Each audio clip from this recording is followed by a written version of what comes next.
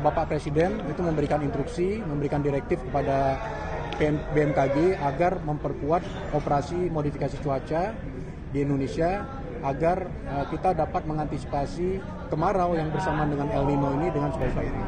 Ya begini, jadi Indonesia ini memiliki 699 zona musim. Dan kemudian kalau kita mengatakan musim kemarau datang lebih cepat, ya dimulai bulan April, ada bulan Mei, ada bulan Juni, Jakarta kira-kira akhir Mei sampai awal Juni nanti. Kemudian dia berjalan mulainya musim kemarau itu dari Nusa Tenggara Timur, Nusa Tenggara Barat, Bali, kemudian Jawa khususnya pesisir, baru naik ke Sumatera bagian selatan. Jadi nanti perlahan musim kemarau itu datangnya dari timur. Kemudian yang terpengaruh El Nino itu umumnya adalah Indonesia di bawah garis khatulistiwa, itu yang terpengaruh El Nino. Tapi yang di bagian atas seperti Sumatera Utara, Sumatera Barat, Aceh, Kalimantan bagian utara itu tidak terpengaruh signifikan terhadap El Nino, jadi di bagian bawah. Nah kemudian di bulan Agustus nanti akan terjadi hujan yang sangat sedikit, jadi kita sebut kemarau itu bukan tidak ada hujan sama sekali, tapi kira-kira sederhananya dalam satu bulan hujannya kurang dari 150 mm dalam satu bulan. Itu kita sebut kemarau.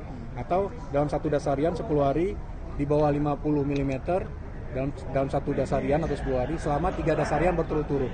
Itu kita sebut kemarau. Jadi sehingga masyarakat sering bertanya, katanya sudah kemarau kata BMKG, kok masih ada hujan? Nah itu sebenarnya artinya hujannya masih ada, tapi dalam jumlah yang jauh lebih sedikit. Kalau untuk tingkat kekeringan sendiri Pak di tengah musim kemarau ditambah El Nino, apakah memang terpanggil signifikan itu untuk tampungan-tampungan air kita, terutama di wilayah selatan Katulistiwa?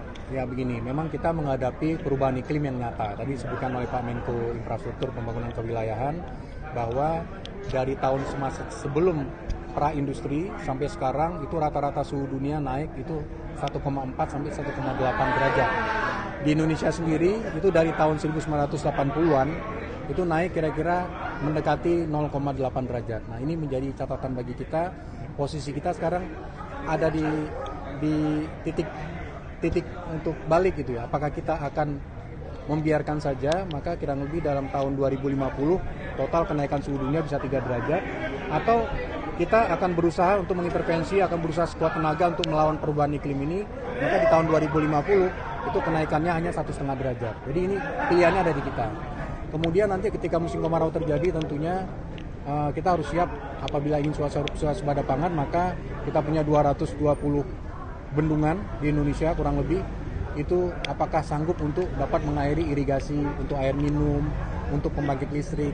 Sebagai contoh, bulan lalu selama 1 bulan kami bekerjasama dengan Jasa Tirta, Perum Jasa Tirta 1 dan juga dengan Inalun melakukan operasi modifikasi cuaca di Danau Toba.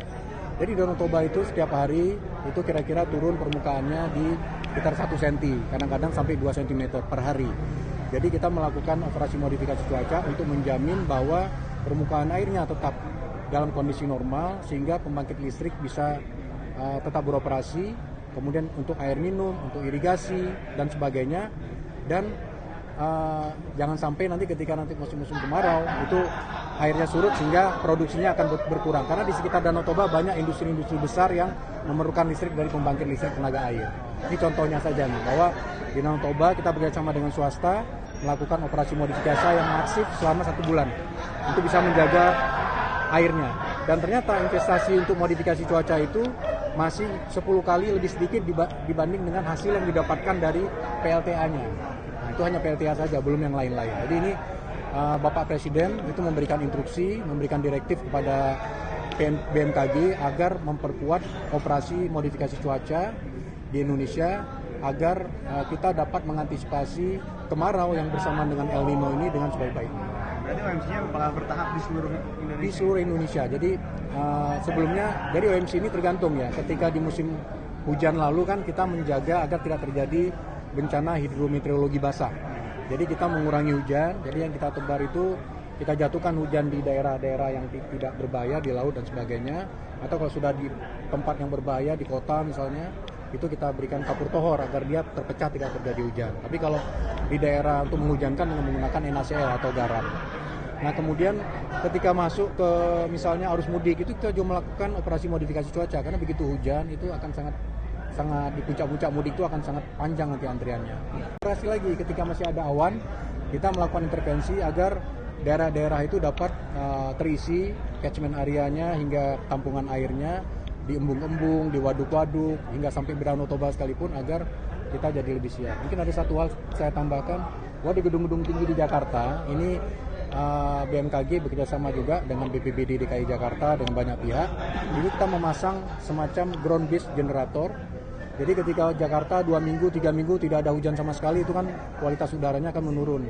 Jadi kita akan melepaskan bahan semai, apakah itu uap air ataukah flare khusus untuk apabila ada awan dia dapat mengujankan sehingga Jakarta dapat dalam kondisi kualitas udara yang lebih baik. Sudah berapa gedung itu Pak? Kalau boleh tahu Ada beberapa. Kalau detailnya nanti mungkin saya tambahkan. Pak, terakhir Pak, bicara terkait tadi puncak kemarau gitu Pak, itu ada potensi karhutla gitu Pak?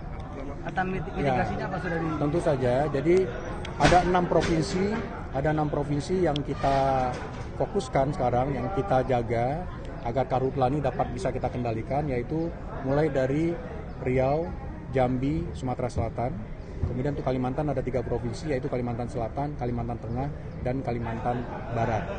Kita sudah melakukan, jadi Menko Polkam sudah melakukan apel siaga, melibatkan semua kementerian lembaga, semua pihak, Forkopimda, agar daerah-daerah ini kita tahu di mana titik hotspotnya. Jadi kita sejak tahun 2015 mengubah paradigma dalam menangani kebakaran hutan dan lahan. Kalau sebelumnya kalau ada titik api, ada hotspot, itu kita padamkan. Tapi kalau sekarang sebelum terjadi itu kita mencegah atau kita melakukan upaya preventif. Jadi kita memiliki data dari Kementerian Lingkungan Hidup tentang fluktuasi dari muka air tanah di daerah-daerah gambut. Jadi kalau dia sudah turun pada batas tertentu, maka kita perlu melakukan begini. Jadi perlu diketahui bahwa El Nino itu adalah fenomena dari anomali iklim dunia ya. Dia akan muncul 3 sampai 7 tahun sekali dan itu terus dipantau oleh banyak negara. Ada Amerika, Jepang, semua negara memantau. Nah, yang sekarang kita waspadai adalah perlu kita waspadai ketika El Nino terjadi berbarengan dengan musim kemarau. Karena musim kemarau itu adalah sesuatu yang akan kita alami. Jadi kita punya musim hujan dan musim kemarau. Untuk tahun ini itu El Nino akan mulai aktif diperkirakan di bulan Juni. Nanti dia dengan intensitas kira-kira moderat ya, sampai sini moderat sampai kuat. Dan itu yang perlu kita waspadai ketika di bulan Juni, Juli, Agustus, nanti puncak musim kemarau Agustus, September itu dapat membuat kemarau di Indonesia akan lebih panjang dan juga lebih kering dari yang terjadi dalam rata-rata 30 tahun terakhir. Dari rata-rata ya, ada yang lebih kuat lagi yaitu di tahun 2015, 2019 dan 2023 sebelumnya. Nah kemudian tadi Bapak Menko Infrastruktur dan Pembangunan Kewilayahan berdiskusi banyak dengan kami bahwa kita punya 220-an bendungan di Indonesia, sehingga mulai sekarang ketika awan masih ada kita melakukan operasi modifikasi cuaca untuk mengisi tampungan-tampungan air kita ini agar swasembada pangan dapat kita jamin di tahun ini. Dan juga El Nino kira-kira periodenya akan berakhir kira-kira aktif dalam 9 sampai 12 bulan. Jadi kalau ini tahun ini aktif akan berakhir kira-kira di bulan Maret sampai bulan Mei di tahun 2027. Jadi harapan kita 2027 kita tidak mengalami kemarau yang berbarengan dengan El Nino lagi. Tapi kalau tadi kan puncak kemarau itu di bulan Agustus kira. Nah itu dampaknya seperti apa Pak ketika memang terjadi berbarengan dengan El Nino sendiri?